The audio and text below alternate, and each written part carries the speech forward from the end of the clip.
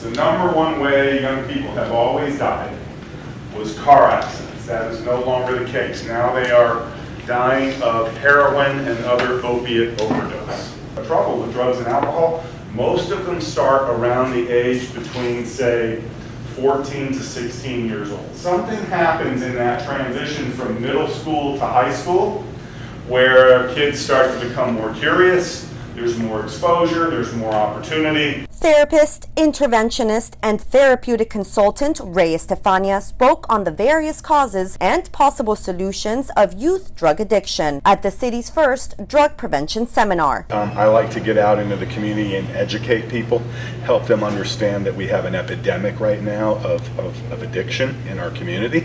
Organized by parents, faculty, and students of Miami Springs Senior High with the support of the mayor and city council, as well as city staff and city officials, the event had a great turnout. The community of Miami Springs, I'm going to do a shout out for us, just made it easy. I mean, there's a lot of work involved in these things, but I didn't have one person, whether it was our city manager, Mr. Alonso, city council, no one said no. Everyone enthusiastically said, yeah, let's do it, it's important.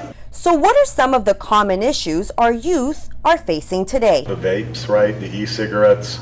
We're hearing a lot about marijuana, young people using marijuana. A lot of families are dealing with, parents are struggling with it, schools are struggling with it. And what is one suggested effective method to prevent this? So what I always tell parents is, make it as hard as you can for your kids to start experimenting when they're 16, 15, 17 years old. Get in their way as much as possible. Make it hard for them. Change of environment and leading by example are other successful techniques in supporting a family member with an addiction. I'm trying to lose 25 pounds. And I come home every day and my wife, all she's doing is buying cookies and cakes and potato chips, and she's got it all laying around the house. Do you think that's going to make it easier for me to stick to my diet? They may want to look at their behavior and what they're doing, and they may want to abstain or refrain from drinking around the person, at least for a period of time until they're stronger. Yeah.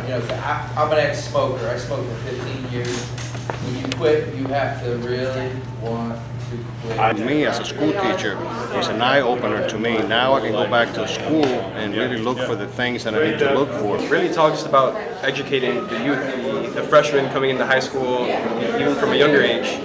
As soon as you can get to the minds of the youth, the better. What's your overall goal? Just create a dialogue, educate people, help them understand that they can make a difference. And although drug prevention is not a popular subject amongst teens, our community leaders and the organizers of this seminar here today will continue to break barriers to educate guardians, parents, and school staff on this epidemic. This is Anna Hugh reporting for the City of Miami Springs.